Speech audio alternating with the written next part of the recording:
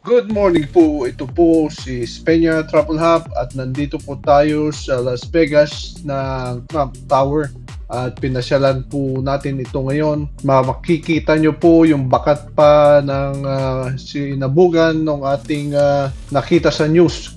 At bago po ang lahat, panoorin po natin ang ating introduction. Salamat po.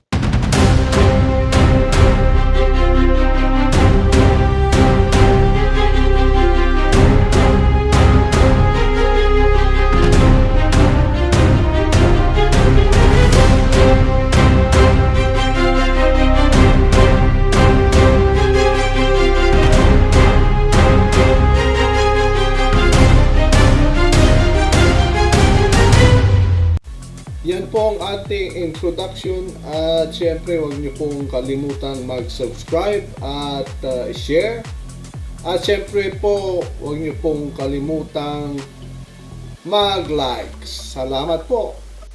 Ito pong video ito ay maiksi po lamang at nag-check-in lang tayo dito sa Trump Tower ng isang gabi po. Meron po kasing kamahalan ng konti at pero maganda po siya.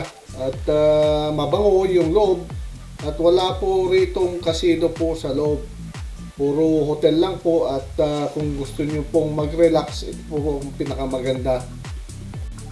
At sa kagandahan po nito ay secure po kayo dito po sa loob at hindi po basta-basta makapasyal dito nang hindi po nag-check-in.